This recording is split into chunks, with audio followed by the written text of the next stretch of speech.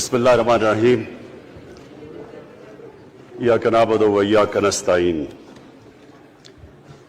میں سب سے پہلے اپنی الائڈ پارٹیز، اپنے اتحادیوں کا دل سے شکریہ ادا کرتا ہوں کہ ابھی بھی اور ہر مشکل وقت میں جس طرح آپ میرے ساتھ کھڑے رہے، آپ کا بہت بہت شکریہ۔ میں اپنے پارلیمنٹیرینز، اپنی ٹیم کا، میں آپ کا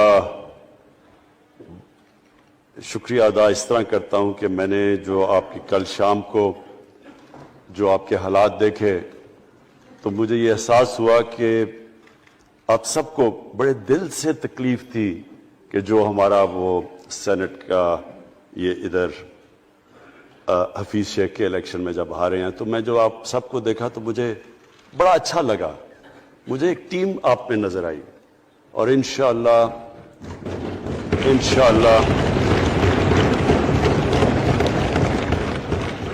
یہ ہماری ٹیم مضبوط ہوتی جائے گی، کیونکہ دیکھیں اللہ کہتا ہے کہ میں تمہارے ایمان کو بار بار آزماؤں گا۔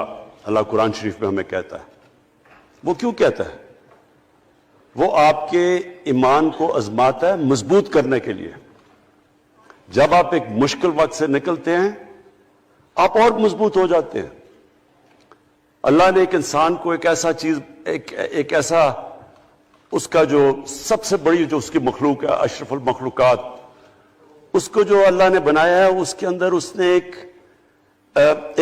ایک کنڈیشن لگا دی ہے کہ اگر آپ نے بڑا انسان بننا ہے تو مشکل وقت کا سامنا کرو، ریزسٹنس کے ساتھ جاؤ۔ جسم ہمارا یہ ہے، جسم کو ہم بھاری ویٹ اٹھاتے ہیں، جسم تکڑا ہو جاتا ہے۔ ذہن کو جتنا ہم آزمائیں گے اور آزمائشوں میں ڈالیں گے، سب سے بڑا جو پاور ہاؤس ہے وہ ہمارا ذہن ہے، وہ اور تکڑا ہو جاتا ہے، انسان تکڑا ہو جاتا ہے۔ پارٹی بھی تب تکڑی ہوتی ہے جب وہ مشکل وقت سے نکلتی ہے۔ آپ نے کسی کو تباہ کرنا ہے تو اس کو آرام کی زندگی دے دو، وہ تباہ ہو جاتا ہے، ڈکے کر جاتا ہے انسان۔ تو میں اپنی پارٹی کو آج خراج تحسین پیش کرتا ہوں کہ آپ اس مشکل وقت سے نکلے۔ بڑے مجھے انڈیویجول ایم این ایز کا پتہ ہے کہ انہوں نے کتنی کوشش کی یہاں پہنچنے کے لیے، آج اس ووٹ کے لیے، تو میں اور مجھے کئیوں کی طبیعت بھی ٹھیک نہیں تھی، تو میں آپ سب کا آج شکریہ ادا کرتا ہوں۔ آج میں اپنی پارلیمنٹری پارٹی کے ساتھ بھی، اور جو میری عوام آج یہ دیکھ رہی ہے، میں اس کے سامنے جو بات رکھنا چاہتا ہوں وہ یہ کہ دیکھیں ہمیں یہ کبھی بھولنا نہیں چاہیے کہ یہ پاکستان کیوں بنا تھا۔ وہ ایک انگریزی کا ایک فریز ہے کہ نیشنز وداؤٹ اے ویژن ڈائی۔ قوم کا جب اپنا مقصد اپنے نظریے سے پیچھے ہٹتی ہے مر جاتی ہے قوم۔ قوم کسی مقصد کے لیے بنتی ہے۔ ہم اپنے وہ جب تک وہ پتہ نہیں ہم اپنے بچوں کو نہیں بتائیں گے، خود ہم جو آج لیڈرشپ ہے، میرا غلطی سے ہاتھ ادھر چلا گیا، ادھر کی لیڈرشپ میں کہہ رہا ہوں، جو ہماری لیڈرشپ ہے اس کو پتہ ہونا چاہیے کہ یہ بہت بڑا عظیم خواب تھا پاکستان کا۔ علامہ اقبال کو نہیں پتا تھا کہ اگر پاکستان بنے گا تو آج جس طرح ہمارے 20 کروڑ مسلمان ہندوستان میں رہ جائیں گے تو وہ تو سارے پاکستان میں نہیں آ سکتے تھے۔ تو علامہ اقبال کا کیا وجہ تھی پاکستان خواب دیکھنے کی؟ ان کی وجہ یہ تھی کہ ہم نے ایک دنیا کو مثال دینی تھی کہ اصل میں ایک ماڈل بنانا تھا کہ اصل میں ایک اسلامی ریاست کیا ہوتی ہے۔ اور وہ بیس کس کے اوپر کر رہے تھے پاکستان کی اسلامی فلاحی ریاست جو ہماری آبجیکٹو ریزولوشن میں ہے؟ نبی صلی اللہ علیہ وسلم کی مدینہ کی ریاست، جو ان کی سنت تھی، جو دنیا کی تاریخ کی پہلی فلاحی ریاست بنی تھی، جس میں بہت بڑے بڑے ماڈرن جو آج کے پرنسپلز، وہ پرنسپلز طے کیے گئے تھے. وہ ریاست بنی تھی، اور وہ ریاست ایک ماڈل ایسا تھا کہ اس کے بعد ایک جن کو کوئی جانتا ہی نہیں تھا، ایک قوم، ایک عرب قبیلوں میں تقسیم ہوئی قوم جس کی حیثیت ہی کوئی نہیں تھی، ان اصولوں کے اوپر چلتے ہوئے یہ دنیا کی تاریخ کا معجزہ ہے جو ہوا اس کے بعد. یہ میں نے شفقت محمود کو کہا بھی ہے کہ ہمارے بچوں کو ہر سکول، چاہے وہ انگلش میڈیم، چاہے اردو میڈیم، چاہے دینی مدرسے، سب کو 8، 7، 8 اور 9 کلاسز میں باقاعدہ سبجیکٹ پڑھائیں کہ نبی صلی اللہ علیہ وسلم کی جو زندگی تھی اور جو مدینہ میں کیا وہ کیا تھی.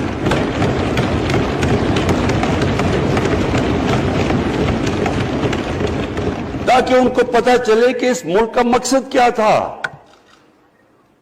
بڑے لوگ جو پاکستان نہیں چاہتے تھے وہ کیا کہتے تھے؟ وہ کہتے تھے کہ پاکستان تو بن گیا تو آپ نے تباہ، جو مسلمان ہندوستان میں رہ گئے ان کو آپ نے سیکنڈ کلاس سٹیزن بنا کے چھوڑ دیا. آج بیچارے مسلمانوں سے کیا ہو رہا ہے وہاں؟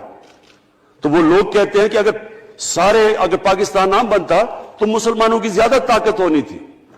ایک ہندوستان میں اس طرح مسلمانوں کا برا حال نہیں ہونا تھا جو آج ہے. یہ ایک آرگیومنٹ دی جاتی ہے.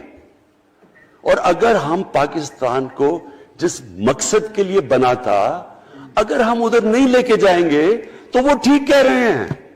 یہ تو نہیں تھا کہ وہاں ٹاٹا برلا تھے جو اربوں پتی اور یہاں یہ شریف اور زرداری اربوں پتی بن جائے، اس لیے تو نہیں پاکستان بنا تھا.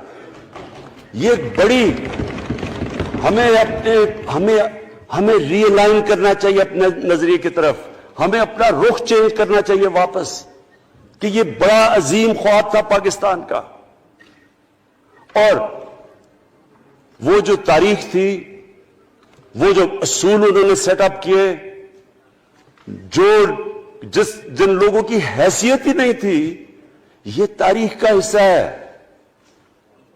کہ اس کے بعد انہوں نے دیکھتے دیکھتے 15، 20، 30 سالوں کے اندر دنیا کی امامت کی.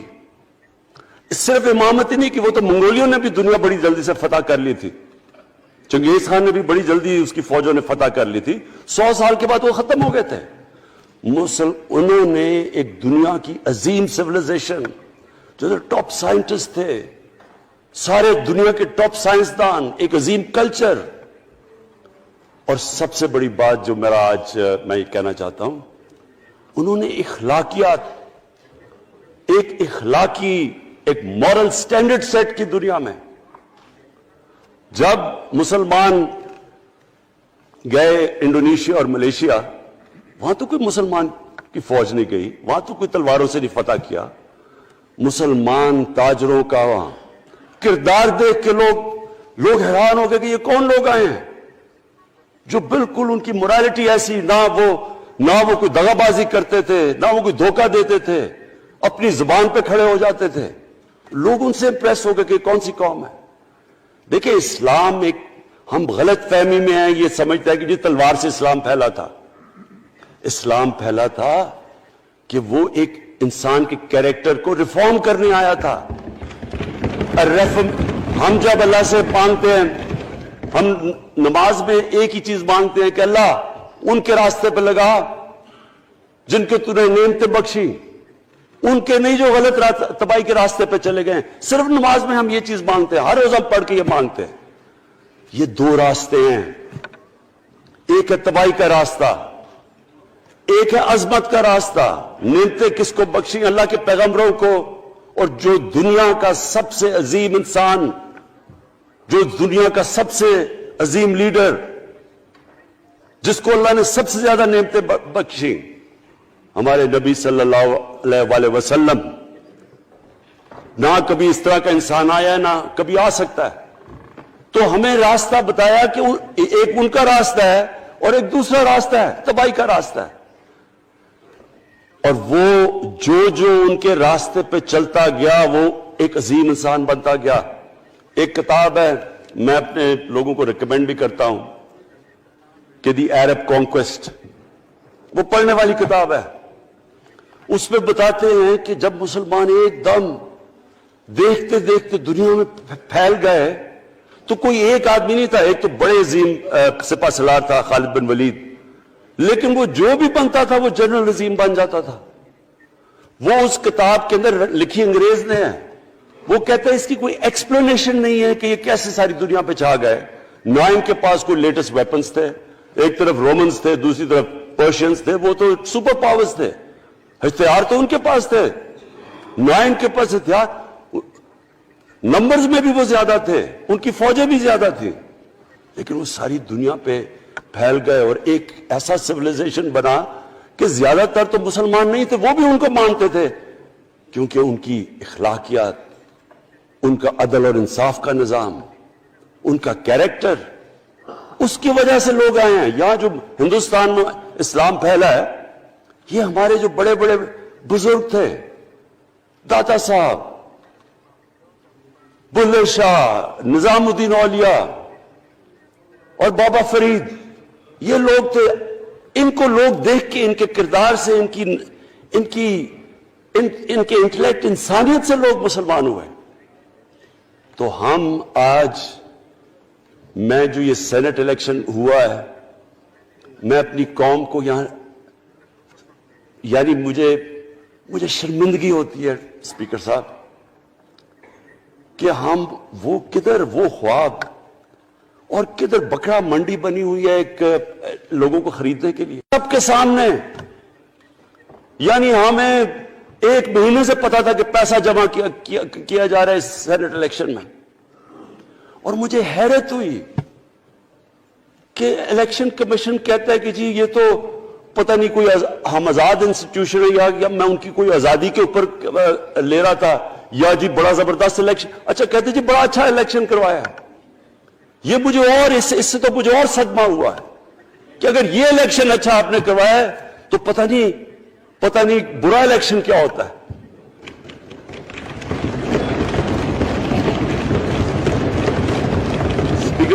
اسپیکر صاحب یہ دیکھیں، مجھے یہ افسوس یہ ہوتا ہے کہ ہم ایک چیز سمجھتے نہیں ہیں. ہم کہتے ہیں نا جی ہمارے معاشی حالات بہت برے ہیں. دیکھیں جی ہماری ڈیفیسٹ تھے، یہ ہمارے کرنٹ اکاؤنٹ، یہ جو بھی ہم کہتے ہیں قرضے چڑھے ہوئے ہیں. یہ جو قرضے چڑھے ہوئے ہیں یہ ایک بیماری کے سمٹمز ہیں. بیماری کچھ اور ہے. اخلاقی طور پہ ہماری قوم کو تباہ کیا ہے، پھر معاشی تباہی آتی ہے. آج مجھے ایک ملک کا بتا دیں جس کی اخلاقیات اوپر ہو، جن کے مورل سٹینڈرڈز اوپر ہو اور وہ غریب ہو. ایک ملک مجھے بتا دیں، اور کوئی ملک مجھے بتا دیں جتنا مرضی پیسہ ہو، وسائل ہو، سب کچھ ہو، لیکن وہاں کی بھی جو لیڈرشپ کرپٹ ہو وہ مجھے بتا دیں کہ اس میں خوشحالی ہو. دیکھیں یہ ساتھ ساتھ جاتا ہے. اس وقت کیا ہوا تھا مدینہ کی ریاست میں؟ کیا انہیں کوئی سونا تیل مل گیا تھا؟ کیا ہوا تھا؟ کوئی ان کے پاس کوئی پیسے آ گئے تھے؟ کیسے وہ اوپر اٹھ گئے تھے؟ کوئی انہوں نے قرضے لیے تھے؟ کس طرح اٹھے تھے اوپر؟ دنیا کے عظیم لیڈر نے ان کی اخلاقیات اٹھا دی تھی. صادق اور امین،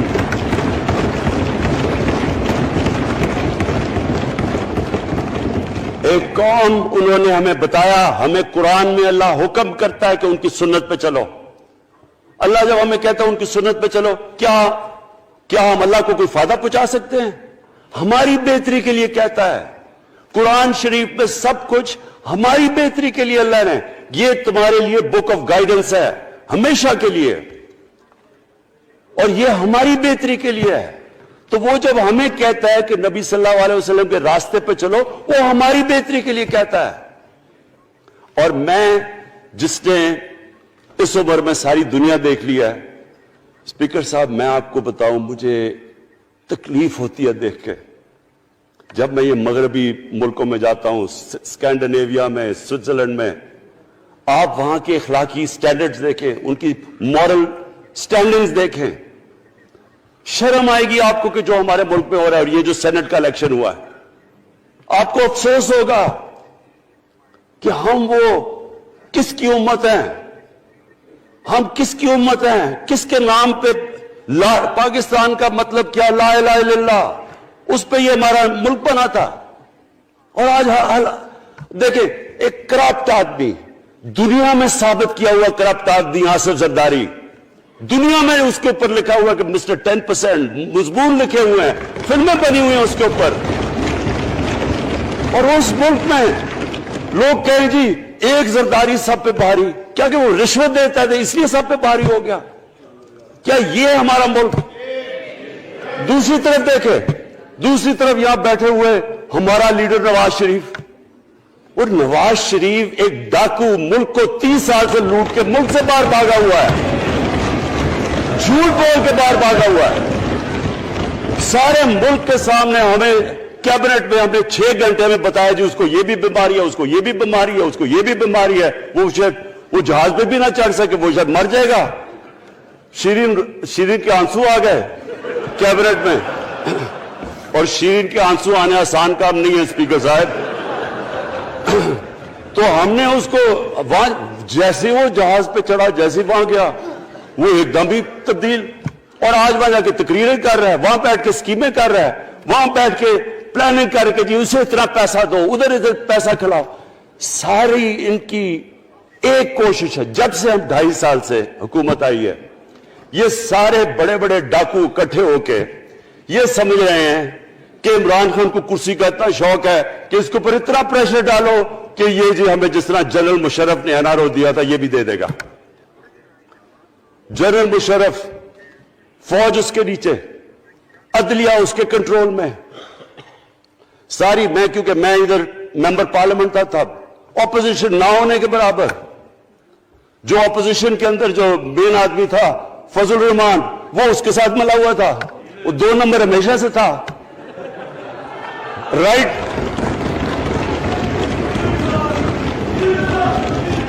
اور وہ آدمی جس کے پیچھے امریکہ ان کی جنگ لڑا تھا، سب کچھ، وہ ان کے پریشر میں آ کے ان دونوں کو NRO دیا، اور اتنا بڑا اس ملک کے اوپر اس نے جرم کیا ہے۔ ان دونوں نے آ کے NRO لے کے دونوں ہاتھوں سے ملک لوٹا۔ اس کے بعد دونوں نے اس ملک کے اوپر 4 گنا زیادہ قرضہ چڑھایا۔ اسپیکر صاحب، 6,000 ارب سے ہمارا قرضہ جو ٹوٹل لائبلٹیز 30,000 ارب پہ پہنچا دی۔ آج ہمارے اوپر کیا مسئلہ ہے؟ ہمیں یہ قرضوں کی قسطیں دیتے ہوئے بیچارے لوگوں کے اوپر بوجھ ڈالنا پڑتا ہے۔ یہ جو مہنگائی ہے اس کے بعد میں بعد میں بات کرتا ہوں، لیکن میں پہلے یہ بات کمپلیٹ کر لوں کہ دیکھیں اسپیکر صاحب، میں یہ 2.5 سال سے تماشے دیکھ رہا ہوں۔ یہاں پہلے دن پرائم منسٹر بن کے پرائم منسٹر تقریر کرنے جا رہا ہے، کھڑے ہو کے تقریر نہیں کرنے دی۔ کیوں تقریر نہیں کرنے دی؟ کیونکہ ان کو پہلے دن سے ڈر تھا کہ یہ ہمارے جو کرپشن کے کیسز یہ معاف نہیں کرے گا۔ کرپشن کے کیسز ہم نے نہیں بنائے تھے اسپیکر صاحب، یہ سارے ان کے دور کے کیسز بنے ہوئے ہیں ان کے اوپر۔ آپس میں تو ان کا مکمکا تھا، اپنا نیب کا چیئرمین آپس میں مل کے کیسز ان کے بند کر رہا ہے۔ عدلیہ اس وقت کی عدلیہ وہ ان کے ہاتھ میں تھی، ان کو تو مسئلہ ہی کوئی نہیں تھا۔ وہ $60 ملین آصف زرداری کا سوئٹزرلینڈ میں پڑا ہوا ہے، وہ جج کہہ رہا ہے کہ واپس لے کے آؤ۔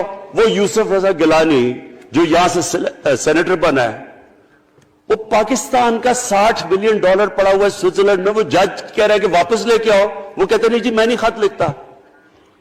بھئی آپ کے باپ کا پیسہ تھا، پاکستانی قوم کا پیسہ تھا، اس کے اوپر وہ ڈسکوالیفائی ہو جاتا ہے۔ وہ ایسے پھر ہے جس طرح نیلسن منڈیلا کہیں ڈسکوالیفائی ہو گیا۔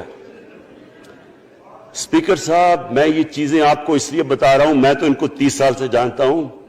دیکھیں، جب تک ہم اس ملک میں اپنی اخلاقیات ٹھیک نہیں کریں گے، مورل سٹینڈرڈز ٹھیک نہیں کریں گے، جب اس طرح کے الیکشن ہوں گے کہ کھل کے پیسہ چل رہا ہے اور ہم کہیں گے نہیں جی وہ پٹواری کیوں پیسے لیتا ہے، تو وہ تھانے دار کیوں پیسے لیتا ہے، وہ سرکاری نوکر، وہ تو بیچارہ جو نچلا طبقہ ہے وہ تو واقعی جس طرح شیخ رشید نے کہا ہے، مہنگائی جو بڑی ہے، بیچارے لوگوں کی تنخواہ میں گزارا نہیں ہو رہا۔ ان کو ہم کہہ رہے ہیں کہ آپ بالکل ایماندار بنے، اور یہ جن کا اتنا ان کے پاس پیسہ ہے اسپیکر صاحب، میں آپ کو یقین سے کہتا ہوں ان کو خود نہیں پتا کہ ان کا کتنا پیسہ باہر پڑا ہے۔ اتنا 30 سال سے چوری کر رہے ہیں یہ پیسہ، اور 30 سال سے پیسہ چوری کر کے اب ان کی کوشش یہ ہے کہ عمران خان کے اوپر پریشر ڈالو سارے چور مل کے کہ جی کبھی ہم گورنمنٹ گرا دیں گے، کبھی ہم وہ نکلاتے ہیں وہ۔ آپ سوچیں فیٹف کے اوپر، اب فیٹف ہماری وجہ سے تو نہیں فیٹف پہ ہم گرے لسٹ میں آئے، یہ تو نون لیگ کے دور میں گرے لسٹ میں آئے ہیں۔ اب اگر فیٹف کی بلیک لسٹ میں پاکستان جاتا ہے تو یہاں سب کو پتا ہے کہ سینکشنز لگ جائیں گی، تو آگے مشکل سے ہم نے اکانومی کو سٹیبلائز کیا، مشکل سے۔ اگر بلیک لسٹ میں جاتا ہے تو اکانومی سیدھی نیچے۔ آج جو لوگوں کو مشکل پڑی ہوئی ہے، اور مشکل پڑی ہوئی ہے ہمارے لوگوں کو مہنگائی کی، اس کی وجہ یہ ہے کہ ہمارا روپیہ جو تھا تقریباً 107 روپے کا، آج 160 روپے کا۔ تو جب روپیہ گرتا ہے تو ساری چیزیں باہر سے مہنگی ہو جاتی ہیں، پٹرول، ڈیزل، بجلی۔ اب بجلی کی آدھی بجلی ان سے باقی ڈالر کانٹریکٹس کے اوپر بجلی کے کانٹریکٹ سائن کیے ہوئے ہیں، وہ سب کچھ باہر سے، دالیں مہنگی، جو چیز باہر سے امپورٹ کرتے ہیں، گھی مہنگا، ساری چیزیں مہنگی ہو جاتی ہیں۔ تو یہ سوچ لیں کہ اگر ہمارے اوپر سینکشنز لگ جائیں، اگر ہمارے اوپر فیٹف کی سینکشنز لگ جاتی تو یہ تو آپ تو سوچ ہی نہیں سکتے کہ یہ ملک میں کیا حال ہونا تھا۔ تو ہم اپنے ملک کے لیے فیٹف کی ریکوائرمنٹ پہ لیجسلیشن کروا رہے ہیں، اور انہوں نے جناب اتنا بڑا وہ ذرا پکڑا، اتنا بڑا وہ لا دیا جی، اتنا بڑا جی، یہ 34 شکیں چینج کر دیں نیب میں۔ اب نیب کا فیٹف سے کیا تعلق ہے؟ انہوں نے سمجھا کیا عمران خان قابو آ گیا، اب تو یہ ڈر کے فیٹف کی بلیک لسٹ سے اب تو جناب ہمیں یہ 34 شکیں سائن کر کے تو نیب کو ختم کر دے گا۔ مطلب یہ کہ صرف ان کی چوری کے کیسز ختم ہو جائے، بس ون پوائنٹ ایجنڈا ان کا۔ اور میں نے آپ کو پہلے دن یہاں سے کہا تھا، پہلے دن یہاں کھڑے ہو کے میں نے کہا تھا کہ ان کا صرف ون پوائنٹ ایجنڈا، میں ان کو جانتا ہوں، میں ان کو جانتا ہوں، جب یہ سارے اپوزیشن میں میرے ساتھ تھے، ان کا صرف ایک خوف ہے کہ یہ این آر او نہیں دے گا، لہٰذا اس کو اتنا بلیک میل کرو، اور اب فیٹف کے اوپر تو یہ پھنس گیا ہے تو اب اس سے لے لو، اس سے کنسیشن لے لو تاکہ نیب ختم ہو جائے۔ اب سوچیں کیا ان کو ملک کا فکر ہے؟ کیا ان کو نہیں پتا تھا کہ کیا ہونا ہے اگر فیٹف کی بلیک لسٹ پہ چلے جاتے ہیں؟ اس کے بعد انہوں نے جلسے کرنے کی کوشش کی، بڑا جی پبلک نکالیں گے ہم، مینار پاکستان کے اندر جلسہ۔ مینار پاکستان کا یہ جانتے نہیں، دیکھیں ان کے بھی آگئے ایک شہزادہ ایک شہزادی جنہوں نے زندگی میں کبھی کام کیا نہیں ہے، نہ ان کو پتہ ہے کہ سٹرگل ہوتی کیا ہے۔ جناب مینار پاکستان خود ہی اخباروں کے اندر اپنے آپ کو پیسے خرچ کر کے اخباروں میں ذرا نمایاں کر کے جناب انہوں نے مینار پاکستان میں جلسہ کر لیا۔ اب میں تو جانتا ہوں مینار پاکستان، اور میں تو اپنے لاہور کو بھی جانتا ہوں، میں تو اپنے لاہور شہر کو بھی جانتا ہوں۔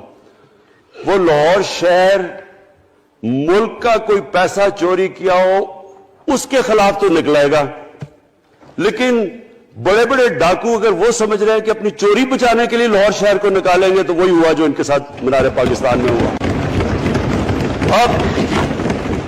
اب آ کے جو ڈاکٹر فہمیدہ مرزا نے بڑا اچھا آپ کو ایکسپلین کیا، انہوں نے بتایا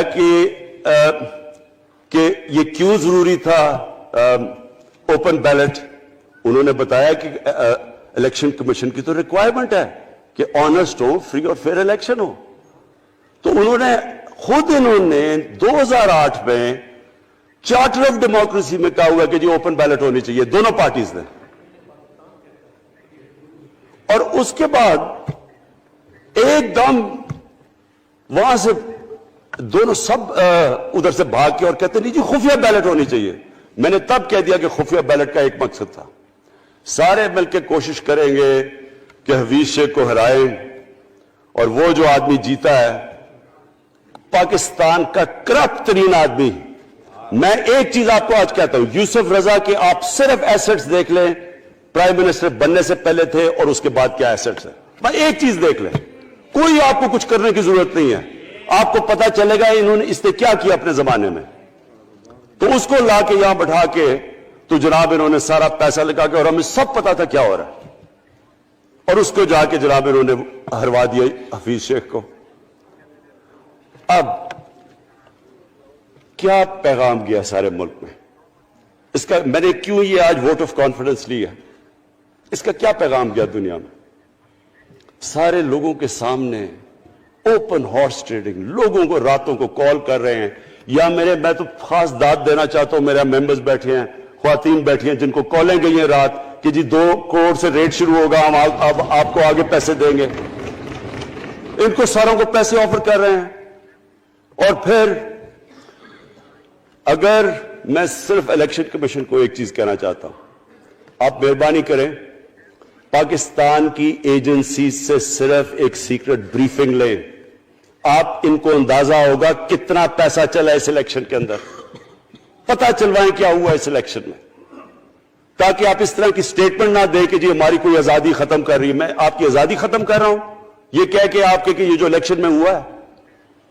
اسپیکر صاحب, میں آج اس اوکیزن کے اوپر, کیونکہ مجھے اس پہ کافی, میں 2.5 سال یہ بڑی چیزیں برداشت کرتا رہا ہوں, اور میں اس لیے صبر سے کرتا رہا ہوں کیونکہ ملک اتنا ہمارا مشکل میں ہے. جو ہمیں ٹائم ملا جب میری گورنمنٹ آئی, میں آپ کو یقین سے کہتا ہوں کہ ساری زندگی میری تو سٹرگل میں گزری. جو بھی آپ انسان کسی چیز میں کمپیٹ کرتا ہے, اگر آپ نے ملک میں اپنے سب سے ٹاپ 11 کھلاڑیوں میں پہنچنا ہے تو ایک بہت سارے ملک میں مقابلہ کر کے آپ وہاں پہنچے, اس میں بڑی سٹرگل ہوتی ہے, اونچ نیچ ہوتی ہے بڑی. اور پھر اگر آپ کو دنیا کے لیول پہ آپ کو اپنا, اگر آپ کو منوانا ہے, اس کی اور ایک سٹرگل ہوتی ہے. اور میری اس سے زیادہ بڑی سٹرگل تھی کہ ایک آدمی جا کے ہاسپٹل بنانے کی کوشش کرے, اور وہ بھی کینسر ہاسپٹل, تو ایک وہ بہت بڑی سٹرگل تھی. پھر پالیٹکس میں لمبی سٹرگل رہی ہے.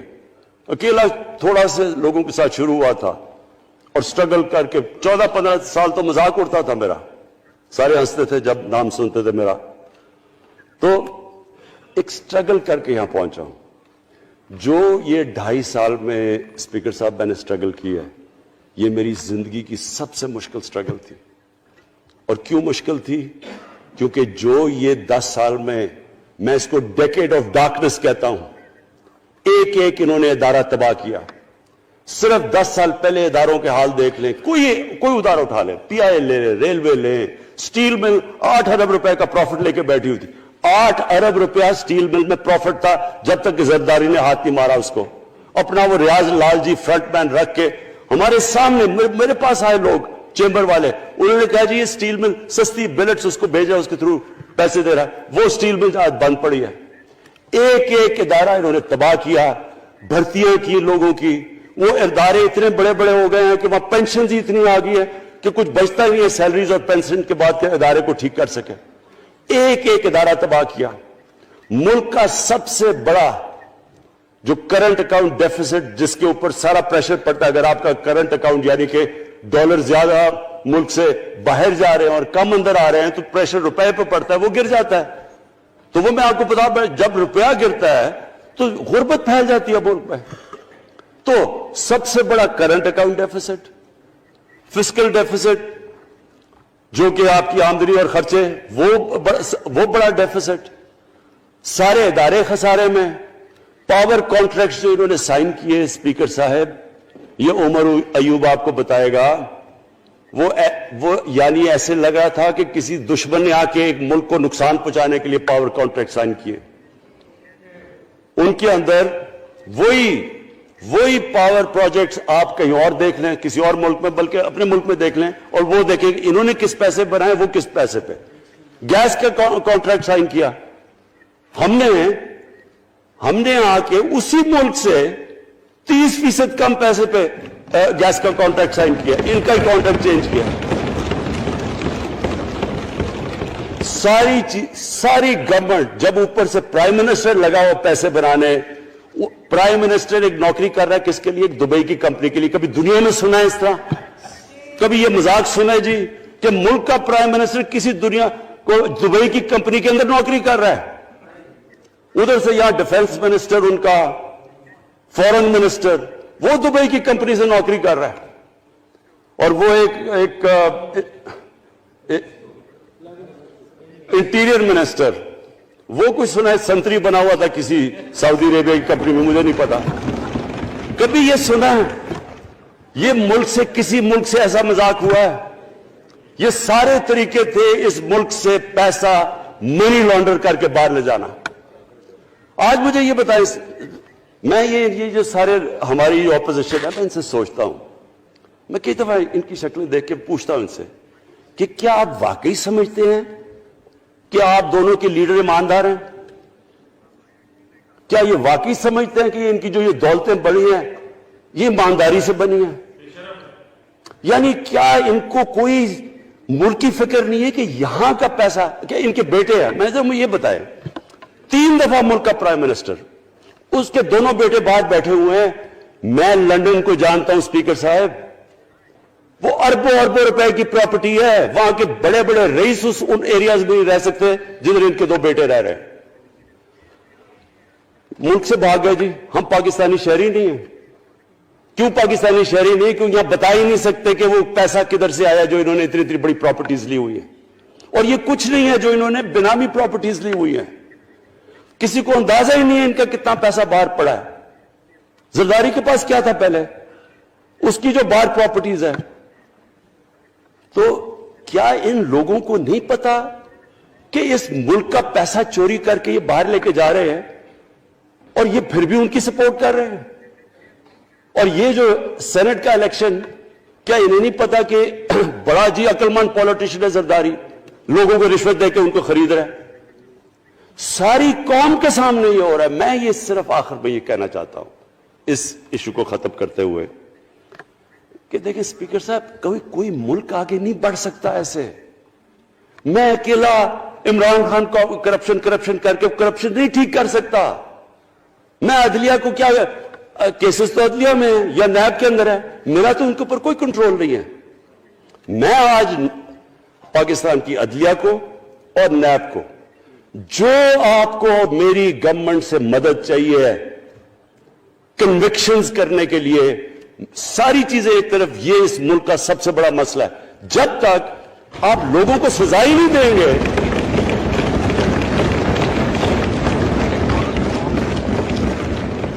جب تک لوگوں کو سزا ہی نہیں ملیں گی. دیکھیں جی، کسی معاشرے میں جب سزا اور جزا ہی نہیں ہے، صرف غریب آدمی جیل میں جائے، طاقتور جلسے کرنے شروع ہو جائے کہ جی مجھے این آر او دو، وہ نیب کے عدالت سے نکلتے ہیں، پھول پھینک رہے ہیں ان کے اوپر. اربوں روپے کی چوری کی ہوئی ہے انہوں نے. وہ تو اسپیکر صاحب، میں ایک معاشرہ کرپشن کے خلاف لڑتا ہے. آپ جتنے مرضی قانون بنا دیں، وہ کرپشن